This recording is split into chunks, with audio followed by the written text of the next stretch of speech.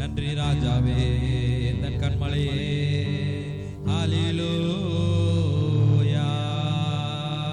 ஹல்லேலூயா, ஹல்லேலூயா, ஹல்லேலூயா, ஹல்லேலூயா, ஹல்லேலூயா, ஹல்லேலூயா. எல்லா நோய்களையும் பேய்களையும் கர்த்தர் நீக்கி போடுவீராக. நன்றியப்பா, நன்றியப்பா, நன்றியப்பா, நன்றியப்பா, நன்றியப்பா. எல்லோரும் எழுப்பி நின்று ஆராதி இருக்கிற இடத்துல இருந்து செட்டைகளை வெறித்தோம் உயரங்களை மறந்தோம் செட்டைகளை வெறித்தோம் உயரங்களை மறந்தோம் உன்னதரை மகிமை உயரங்களை மறந்திடுவே உன்னதரை மகிமை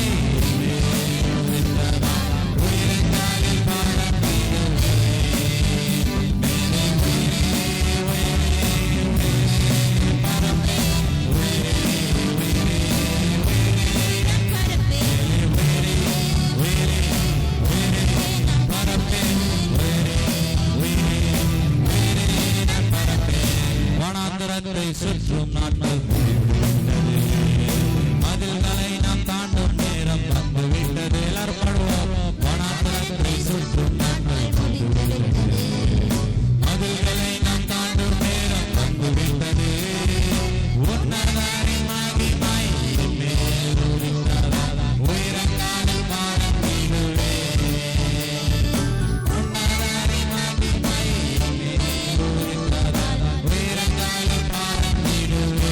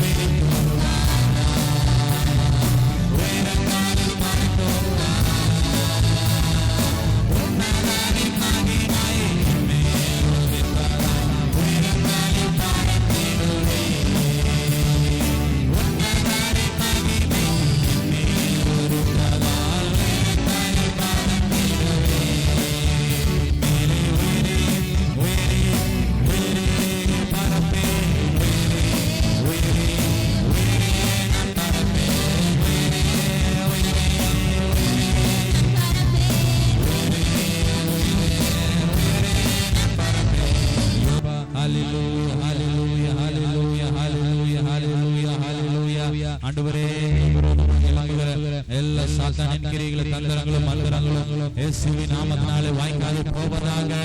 ஆண்டவரே, எல்லா தடைகளையும் நீக்கி போடுகிறவர் எங்களுக்கு முன்பாக கடந்து செல்கிறேன். ஆண்டவரே, எங்களுக்கு விரோதமாக எழும்புகிற எல்லா ஆயுதமும் வாய்க்காது போகும்படியாக நாங்கள் ஜெபிக்கிறோம் அப்பா. எந்த ஒரு நோய்களும் பேய்களும் தந்திரங்களும் மந்திரங்களும் உடைய பிள்ளைகளை தொடக்கூடாது. ஆண்டவரே, உடைய வாசலை ஆண்டவரே தொடக்கூடாது. ஆண்டவரே, உடைய பிள்ளைகளின் இருதயத்தை எந்த ஒரு கட்டுகளும் தந்திரங்களும் ஆண்டவரே உள்ளே போய் ஆண்டவரே இருதய கடினத்தை ஏற்படுத்த கூடாது அப்பா. நீங்க தான் துணையாளர், நீரே பலனானவர், நீரே அரணானவர்.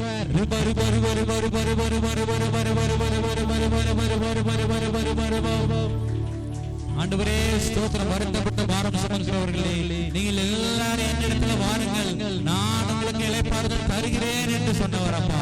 ஆண்டவரே ஸ்தோத்திரம். உங்களுடைய சமூகத்துல நாங்கள் வந்திருக்கிறோம் அப்பா. ஆண்டவரே, உங்களுடைய இடத்துல ஆண்டவருடைய சன்னிதியில் ஆண்டவரே காத்திருக்கிறோம். ஆண்டவரே, அற்புதங்கள் பெரும்பறை நாங்கள் காத்திருப்போம் அப்பா. ஆண்டவரே, அதிசயங்கள் நடக்கும் வரை நாங்கள் காத்திருப்போம். ஆண்டவரே, நிச்சயமாய் எங்களுடைய வாழ்க்கையில் ஒரு முடிவு உண்டு.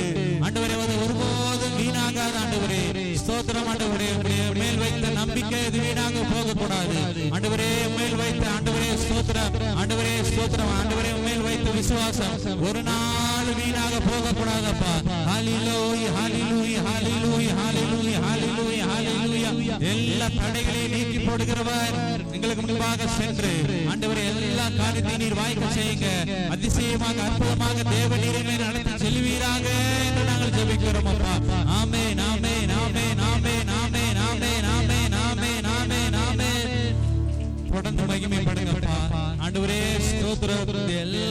உபவாச நாட்களில் ஆண்டவரே உம்முடைய மகிமை எங்களோடு கூட இருக்கணும்.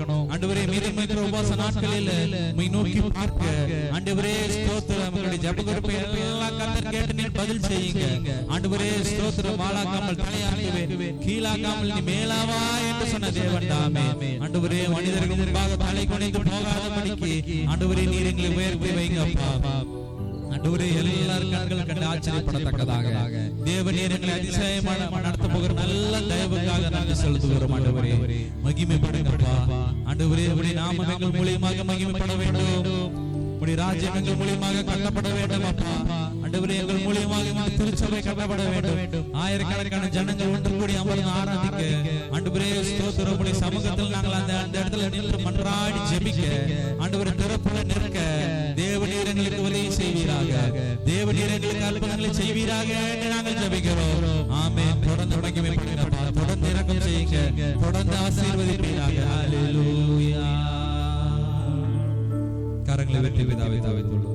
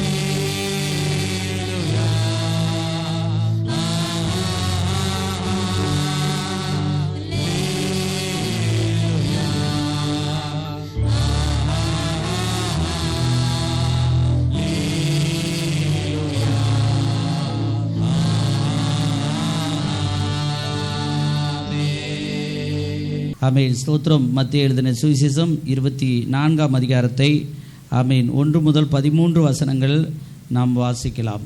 ஆமென். அல்லேலூயா. கர்த்தர் நாம் மகிமைப்படுவதாக கர்த்தர் நம்மோடு கூட பேசும்படியாக கண்களை மூடி ஜெபம் பண்ணுவோம். தூய பிதாவே, இப்பொழுது ராஜாவே என்னோடும் எங்களோடு கூட பேசி இடைப்பட்டு உங்கள் நாமத்தை மகிமைப்படுத்த எங்கள் செவிகளை நீர் திறந்தருளும்படி ஜெபிக்கிறோம். கர்த்தர் நல்ல ஆசீர்வாதத்தையும் நல்ல பாதுகாப்பையும் நல்ல கிருபையும் உதவியும் தரும்படி நாங்கள் ஜெபிக்கிறோம்.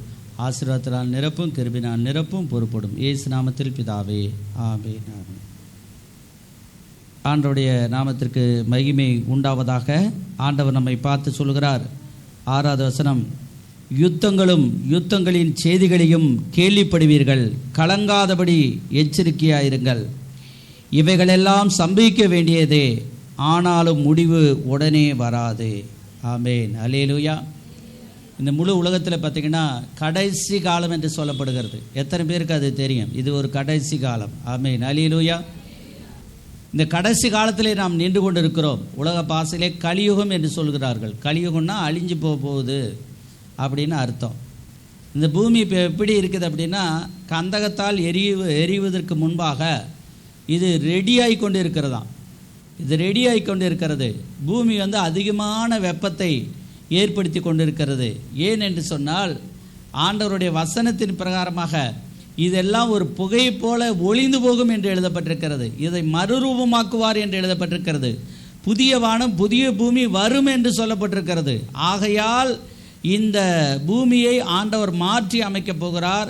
இதெல்லாம் வெந்து ஒரு நாள் உருகி அது வேறு விதமாக மாறி ஆண்டவர் இந்த பூமியை புதிய வானம் புதிய பூமிங்கிறதான அந்த ஆசீர்வாதத்துக்கு நேராக இந்த பூமியை மாற்ற போகிறார். அதற்கு முன்பாக நாம் நின்று கொண்டிருக்கிறோம். ஆண்டவர் நம்மை ஆசீர்வதித்து வருகிறார். நாம் அநேக நாடுகள், அநேக யுத்தங்களை நாம் பார்த்து கொண்டிருக்கிறோம். அந்த யுத்தங்கள் எப்படிப்பட்டதாக இருக்கிறது? ஜனத்துக்கு விரோதமாய் ஜனம். அவங்களும் மனுஷர் தான், இவங்களும் மனுஷர் தான். எத்தனை நாடுகள் நடக்குது? 1 2 ரொம்ப கம்மியாக ஒரு 8 நாடுகளுக்கு இடையே ரொம்ப மோசமான சண்டைகள் நடைபெற்று கொண்டு இருக்கின்றன. ரஷ்யா சண்டை கட்டுது, உக்ரைன் சண்டை கட்டுது, ஈரான் ஈராக் சண்டை கட்டுது, இனிமை கூட அந்த பனாமா கால்வாய் அந்த பகுதியிலே சண்டை பிரச்சனை இருந்து கொண்டு இருக்கிறது. குட்டி குட்டி நாடுகள் அங்கங்கே பிரச்சனை பண்ணி கொண்டு இருக்கிறது. நம்முடைய நாடுகளுக்கு விரோதமாக மற்ற நாடு, இந்தியாவுக்கு விரோதமாக மற்ற நாடுகள் சிறு சிறு பிரச்சனைகளை செய்து கொண்டு இருக்கிறார்கள். இது எல்லாம் பார்க்கும் பொழுது ஜனத்துக்கு விரோதமாக ஜனமும், ராஜ்யத்துக்கு விரோதமாக ராஜ்யமும் எழும்பிக் கொண்டிருக்கிறது. ராஜ்யத்துக்கு விரோதமாய் ராஜ்யம் எழும்பிக் கொண்டிருக்கிறது. ஆகையால் இதெல்லாம் வேதனைகளுக்கு ஆரம்பம் என்று எழுதப்பட்டிருக்கிறது. ஜனத்துக்கு விரோதமாய் ஜனமும், ராஜ்யத்துக்கு விரோதமாய் ராஜ்யமும் எழும்பும், பஞ்சங்களும் கொள்ளை நோய்களும் என்று எழுதப்பட்டிருக்கிறது. கொள்ளை நோய்கள் அரசாங்கத்தில் எடுத்துக்கொள்ளமானால் எத்தனையோ இந்த இளம்பிள்ளைவாதம் இதெல்லாம் ஒழிச்சிட்டாங்க, சொட்டு பொறுத்து விட்டு விட்டு. ஆனால் புதுசு புதுசாக வியாதி வந்துக்கிட்டே இருக்குது. ஒரு வியாதி கண்டுபிடிச்சி அது கஷ்டப்பட்டு 3 வருஷம் 5 வருஷம் பிரயாசப்பட்டு மருந்தெல்லாம் கண்டுபிடிச்சி அவங்க அதுக்குரிய காரியங்களை செய்தாலும் புதுசாக இன்னொன்று வந்து நாம் கண்டுபிடிக்க முடியாத அளவுக்கு அம்மை நோய்கள், மற்ற நோய்கள், சார்ஸ் போன்ற நோய்கள், பலவிதமான நோய்கள், பன்றி காய்ச்சல், நாய் காய்ச்சல்னு சொல்லி எல்லா காய்ச்சலும் வருது. எதுன்னு மக்களுக்கு தெரியல. எதுக்கு மருந்து கண்டுபிடிக்கிறது, எதை விடுறது, எதை செய்கிறதுன்னு. ஆனால் ஆண்டவர் சொல்கிறாரு, இவைகள் எல்லாவற்றின் நடுவில் நான் உன்னை பாதுகாப்பேன். ஒரு அலையிலேயே சொல்லுங்க ஆமென், ஸ்தோத்திரம். பஞ்சங்கள் வரும், கொள்ளை நோய்கள் வரும், பூமி அதிர்ச்சிகளும் பல இடங்களில் உண்டாகும் என்று. தாய்லாந்திலும் பர்மாவிலும் பயங்கரமான நிலநடுக்கம் வந்திருக்கிறது. பூமி அதிர்ச்சி, நிலநடுக்கம் ரெண்டுமே ஒன்று தான். அப்போ பாருங்கள், அதில் ஏற்பட்டு பர்மாவில் 2 தரம் வந்திருக்குது. தாய்லாந்திலே அதே போல் அந்த பிள்ளைகள் அதை உணர்ந்திருக்கிறார்கள். இதையெல்லாம் நாம் பார்க்கும் பொழுது 30 மாடி கட்டடம் கூட சரிந்து கீழே விழுந்திருக்கிறது. 10 மாடி, 5 மாடி, 1 மாடி, ரோடெல்லாம் வந்து பொழந்து விட்டுருச்சு. நில அதிர்ச்சி வந்து இத்தனை நாளாக, இத்தனை நூற்றாண்டுகளுக்கு முன்னாடி நடந்ததா? நடக்கலை. இந்த இடத்துல நடக்குது. ஏன் அப்படின்னா அவருடைய வருகை சமீபமாக இருக்கிறது. ஆமென், அல்லேலூயா. ஏன் இப்படியெல்லாம் ஏற்படுது? 10,000 பேர் செத்து போயிட்டாங்களாம் தாய்லாந்தில். பர்மாவில் 1000 பேருக்கு மேலே செத்துருக்கிறாங்க. இன்னும் சரியான ஒரு உண்மை வெளிவரவில்லை. ஆனால் மக்களுடைய கருத்து, டிவியினுடைய கருத்து, ஆயிரக்கணக்கான பேர், 10,000 பேருக்கு மேலே இருக்கும் அப்படி என்று சொல்லப்படுகிறது. இதெல்லாம் நாம் பார்க்கும் பொழுது நாம் ஒன்றை உணரணும். இந்த பூமி சொந்தமல்ல, இந்த நாடு சொந்தமல்ல, நம்முடைய உசிரே நமக்கு சொந்தமல்ல, அது ஆண்டவருக்கு சொந்தம். ஆமென், அல்லேலூயா. பூமி அதிர்ச்சிகளும் நோய்களும் பேய்களும் எல்லாவிதமான தொந்தரவுகள் வரும். இவைகளெல்லாம் வேதனைகளுக்கு ஆரம்பம் என்று எழுதப்பட்டிருக்கிறது. இந்த நாட்களில் பொல்லாத காலங்கள் வருகிறது என்று நாம் அறிகிறோம். அதற்குள்ளாக தேவ ராஜ்யத்தை நாம் கட்டப்பட வேண்டும். ஆமென், அல்லேலூயா. அதுக்குள்ளாக ஒவ்வொரு ஆத்மாக்களும், ஆமென், ஸ்தோத்திரம், 10 ஆத்மா, 20 ஆத்மா, 50 ஆத்மா, 100 ஆத்மா என்று சொல்லி ஆத்மாக்களை ஆதாயம் பண்ண வேண்டும். ஏன் ஆண்டவர் இப்படிப்பட்ட நிகழ்ச்சியெல்லாம் நமக்கு காண்பிக்கிறார்? நம்ம வெறும் ஐயோ பாவம் அப்படின்னு வாயில் சொல்கிறதுனால எதுவும் நடக்க போகிறது கிடையாது. அவங்களுக்கு சத்தியத்தை சொல்லணும். அல்லேலூயா. அவங்களுக்கு பசித்தோருக்கு நாம் உணவு அளிக்க வேண்டும், அவர்களுக்காக ஜெபிக்க வேண்டும், அவர்களுக்காக நாம் பிரயாசப்பட வேண்டும். ஆமென், ஸ்தோத்திரம். இப்படிப்பட்ட காரியங்கள் நடக்கும் பொழுது நம்ம ஆண்டவருக்குள்ளாக எப்படி இருக்கணும் என்று ஆண்டவர் நமக்கு மறைமுகமாக எச்சரிக்கிறார். நீ இன்னும் நல்லா பாடு, இன்னும் நல்லா ஜெபம் பண்ணு, இன்னும் நல்லா பைபிள் வாசி, இன்னும் நீ உபவாசம் இருந்து ஜெபம் பண்ணு, இன்னும் ஆத்துமாக்களை ஆதாயம் செய். பணம் அப்புறம், பணம் நமக்கு வேணும் தான், லட்ச லட்சமாக கோடி கோடியாக வேணும். வசனமே சொல்லுது, ஒரு மனுஷன் உலகம் முழுவதும் ஆதாயப்படுத்தினாலும் தன் ஜீவனை நஷ்டப்படுத்தினால் லாபம் என்ன? எல்லா லாபத்தையும் வாங்கிட்டு நீங்கள் சர்ச்சுக்கு வராமலும் காணிக்க போடாமலும் திருவிருந்து எடுக்காமலும் இருந்தீங்கன்னா உங்களுக்கு லாபமே கிடையாது.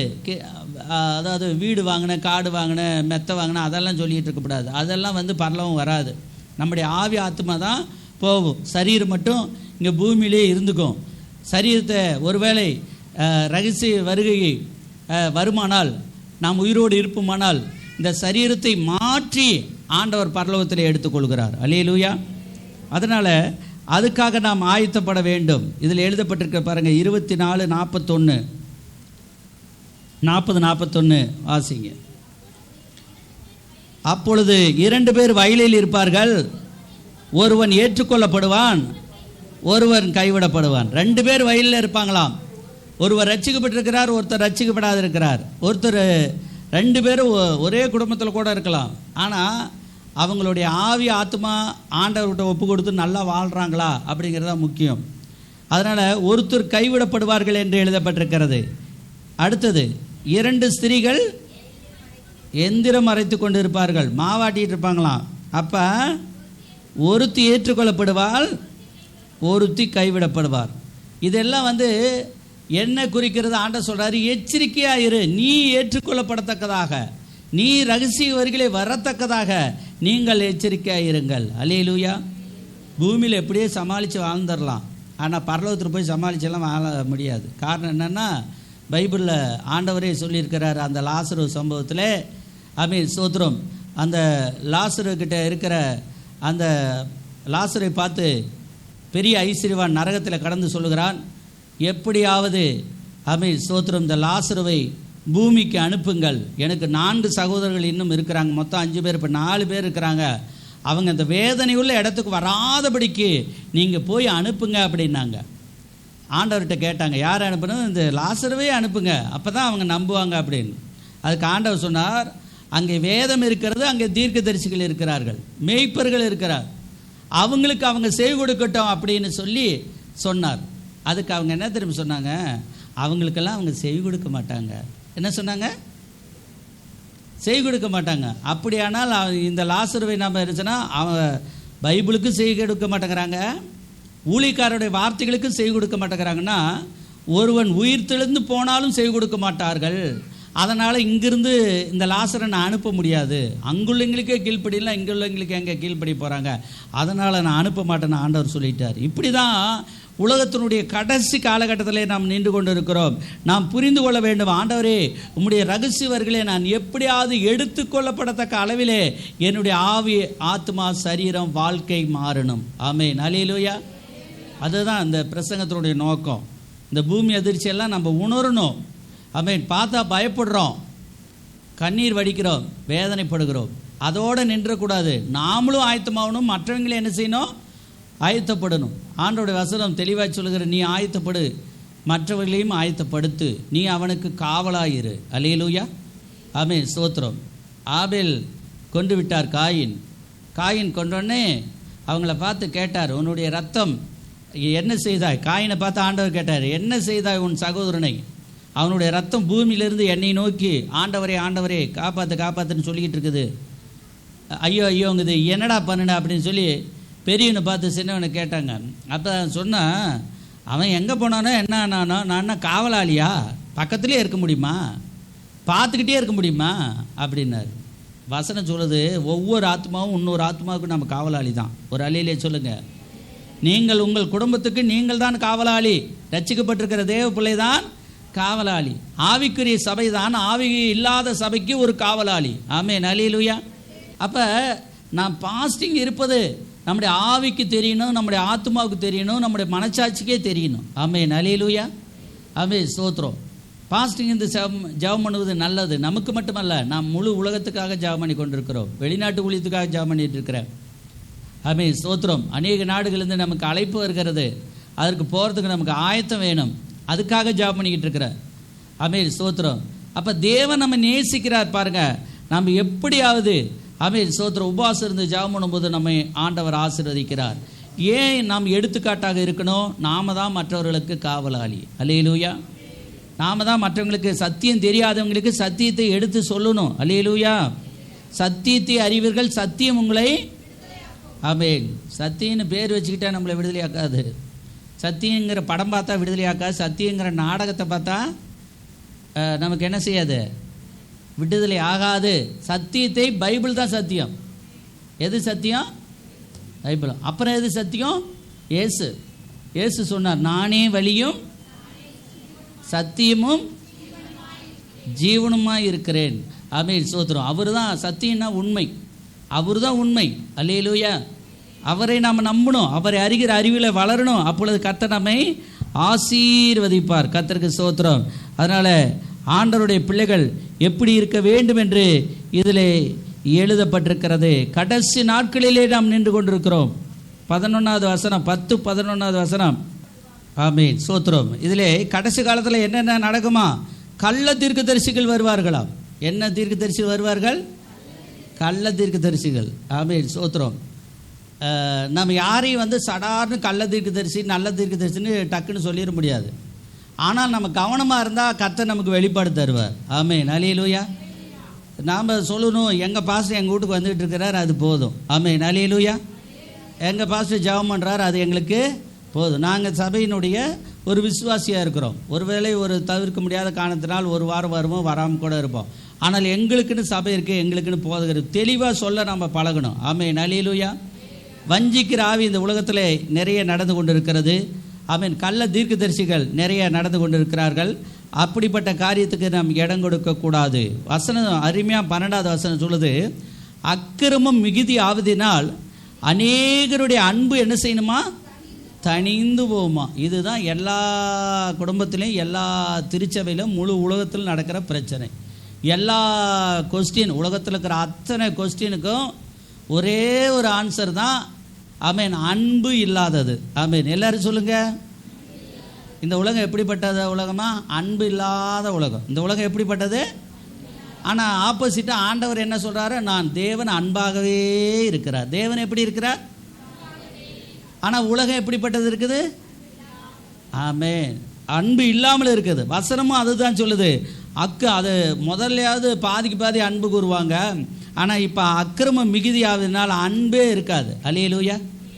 நம்ம சபை, நம்ம பாஸ்டர், நம்ம ஊழியம், நம்முடைய திருச்சபை, நம்முடைய பைபிள், நம்முடைய கேசியோ, நம்முடைய கட்டடம், அன்பு நமக்கு வரணும் பிரியமானவர்களே. அல்லேலூயா. யாரோ போகிறாங்க, யாரோ வராங்க, யாரோ செய்கிறாங்க, யாரோ இருக்கிறாங்க, என்னமோ பண்ணுறாங்கன்னு குருடான்னு நம்ம வாழ்ந்துட்டு இருக்கக்கூடாது. அவன் அன்புடான் நிரப்பப்பட்டு ஒரு குடும்பமாக திருச்சபையிலே நம்ம வாழ்ந்து கொண்டு இருக்க வேண்டும். அல்லேலூயா. ஆமென், ஸ்தோத்திரம். முதலில் கொண்டிருந்த அந்த அன்பை நாம் தொடர்ந்து பற்றி கொண்டு இருக்க வேண்டும். ஆமென், அல்லேலூயா.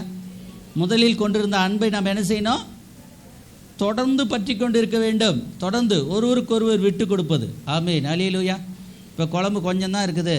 கல்யாணம் முடிஞ்சு மாதம் 30 நாள் 40 நாள் ஆகிருக்குது, 1 வருஷம் ஆகிருக்குன்னு வச்சுக்க. ரொம்ப அன்பாக இருக்கிற நேரத்தில் குழம்பு ஒருத்தர் தான் இருக்கும், ஒருத்தருக்கு இருக்காது. அப்போ சண்டை வருமா? சொல்லுங்கள், வராது. யாராவது ஒருத்தர் விட்டு கொடுப்பீங்க. நீங்களே குழம்பு ஊற்றிக்கிங்க. மணப்பெண் பார்த்து சொல்லும், நீங்களே அந்த குழம்ப சாப்பிட்ருங்க அப்படின்னு. மணவாளன் பார்த்து சொல்லுவார், நீங்களே என்ன செய்யுங்க, அந்த குழம்ப சாப்பிட்ரு. நீ தாங்க மாட்ட, பசி தாங்க மாட்ட. மாப்பிள்ளை சொல்லுவார், நீ பசி தாங்க மாட்ட, நீ சாப்பிடு அப்படின்னு அன்பாக இருப்பார். அதுவே சில ஆண்டுகள் ஆயிடுச்சுன்னு வச்சுக்க, எனக்கு அந்த குழம்பு வேணும். நீ சோறு திம்பியோ திங்க மாட்டியோ சும்மா கிடப்பியோ அது எனக்கு தெரியாது, புரியுதா? நான் வேலைக்கு போகிறேன், நீ வீட்டில் தான் சும்மா ஃபேன் காற்றுல உக்காந்து இருக்கிற, புரியுதா? எனக்கு தான் அந்த குழம்பு, எனக்கு தான் அந்த மோர், எனக்கு தான் அந்த பொரியல், எனக்கு தான் அந்த முட்டை, எனக்கு தான் அந்த கறி அப்படின்னு சொல்லி அடம்பிடிப்போம். அதில் என்ன ஆகுது அப்படின்னா, முதல்ல விட்டு கொடுக்குற தன்மை இருந்தது, நாட்கள் செல்ல செல்ல விட்டு கொடுக்குற தன்மை இல்லை. அன்புங்கிற அந்த வார்த்தை அந்த இடத்துல மறைந்ததுனால சண்டை வருது, வேறு எந்த காரணமும் அல்ல. இப்போ ஜனத்துக்கு விரோதமாக ஜனமும், ராஜ்யத்துக்கு விரோதமாக ராஜ்யமும். அவனும் மனுஷன்தான், இவனும் மனுஷன்தான். அவனுக்கும் உள்ள ஓடுறது ரத்தம் தான், இவனுக்குள்ளே ஓடுறதும் ரத்தம் தான். ஆனால் என்ன பண்ணுறாங்க? விரோதிக்கிறார்கள். இது கடைசி காலத்தில் நடக்கும், இயற்கையாகவே நடக்கும். அதற்காக நீங்கள் கவலைப்படாதீங்கன்னு ஆண்டவர் சொல்லியிருக்கிறார். முடிவு பரியந்த அன்பாக இருக்கிறவனே ரட்சிக்கப்படுவான். அல்லேலூயா.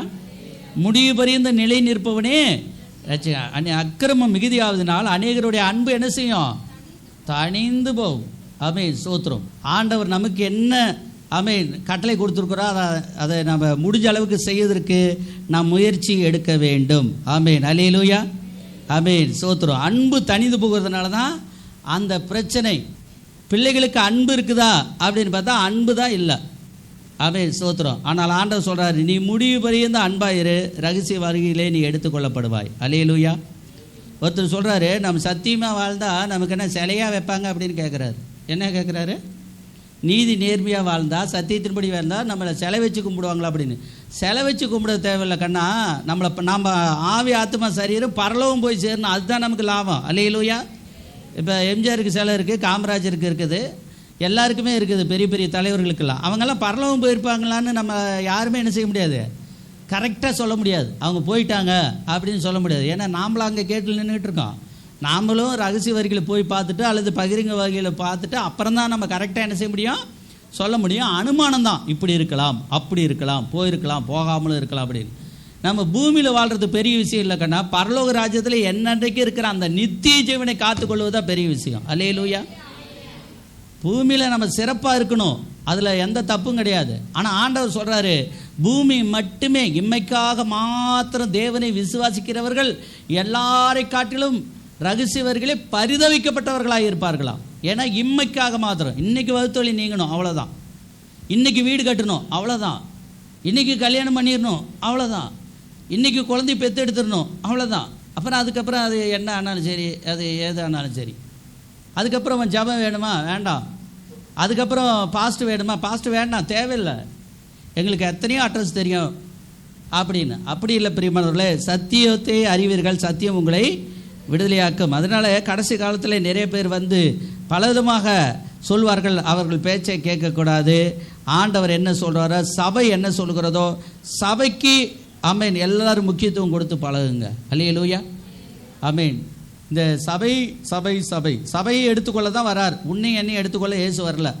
தனிப்பட்ட மனிதனை எடுக்க மாட்டார். சபையோடு கரும்பு கட்டு கட்டி வைக்கிற மாதிரி, குச்சை கட்டு கட்டி வைக்கிற மாதிரி, விறகு கட்டு கட்டி வைக்கிற மாதிரி கட்டுக்கட்டாக தூக்கிட்டு போக தான் இயேசு வரார். சபையை எடுக்கத்தான் வரார். அந்த சபைக்குள்ளே நீ நிலைத்திருந்தீனால் அந்த சபையை எடுத்துக்கொள்ளப்படும் போது நீயும் எடுத்துக்கொள்ளப்படுவாய். அல்லேலூயா.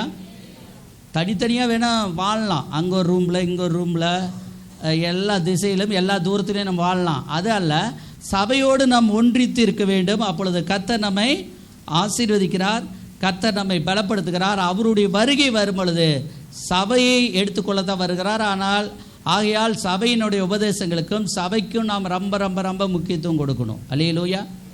மணவாட்டியே வா என்கிறார். மணவாட்டியாக திருச்சபையை எடுக்க வருகிறார், தனி ஒருவனை எடுக்க வரல. இன்றைக்கி நிறைய பேர் வந்து தனி ஒருவனை பற்றியே பேசிகிட்டு இருக்கிறாங்க. தனி ஒருவனை அல்ல. எந்த சபை உண்மையாக இருக்கிறதோ, எந்த சபை சாட்சியாக இருக்கிறதோ, எந்த சபை வல்லமையாக இருக்கிறதோ அந்த சபையை தான் ஆண்டவர் எடுக்க வர்றார். அல்லேலூயா. நம்முடைய பொருளாதாரத்தை பற்றி பார்க்கக்கூடாது. நான் எங்களுக்குள்ளே பேசிகிட்டு இருக்கும்போது நான் சொன்னேன், ரொம்ப கஷ்டமாக இருக்குது அப்படின்னு சொல்லி ஒரு சிலர் சொன்னாங்க. அதுக்கு நான் சொன்னேன், இதுதான் உண்மையான ஊழியம். ஒரு அழியிலே சொல்லுங்கள். வெளிநாட்டுக்காரங்க இங்கே வந்து நின்னோன்னே ஏசி இல்லாதனால எவ்வளோ வருத்தப்படுறாங்க தெரியுமா? அவங்களுடைய சர்ச்சில் எல்லாமே ஏசி இருக்குமா? இங்கே வந்தோன்னே இதே மாதிரி தான். மே மாதம் வந்துட்டாங்க, ஏப்ரல் மேல வந்துட்டாங்க, ஊற்றுது. சரியா? டிசம்பரில் வந்திருந்தா, நவம்பரில் வந்திருந்தா நல்லா இருந்திருக்கு. அப்போ வேத்து ஊற்றுது. அவங்க சொல்கிறாங்க, எப்படி தான் நீங்கள் நிற்கிறீங்களே தெரில, எப்படி தான் ஆராதிக்கிறீங்களே தெரில, இதுதான் உண்மையான ஆராதனை. அல்லேலூயா. இன்னும் ஜனங்கள் ஆமென் சோத்திரம். மணிப்பூரில் பார்த்திங்கன்னா எல்லா சர்ச்சில் பிரச்சனையாகி அவங்களுக்கு சரியான இடம் இல்லாத போயிடுச்சு. அதனால் அவங்க என்ன பண்ணுறாங்க, மரத்தடியில் நின்று ஆராதிச்சுக்கிட்டு இருக்கிறாங்க. அல்லேலூயா. நான் சொல்கிறேன், அது ஒரு உண்மையான திருச்சபை. அல்லேலூயா. ஆமென். நீ ஏசி எல்லாம் போடணும், டிசி எல்லாம் போடணும், 10 கேமரா வைக்கணும் அப்படிங்கிற அதெல்லாம் தேவையில்லை. எதுவுமே ஆண்டவர் கொடுத்தா வச்சுக்க. மற்றபடி ஆமென் சோத்திரம். நாம் சபை ஆவியோடு உண்மையோடு தொழுது கொண்டாலே போதும். அல்லேலூயா. நாம் அவரை நம்பணும், தேடணும், அவருக்காக நாம் வாழணும். கர்த்தர் நம்மை ஆசீர்வதிப்பார். God bless you. எல்லார் கண்களை மூடி நம்ம ஜெபம் செய்வோம்.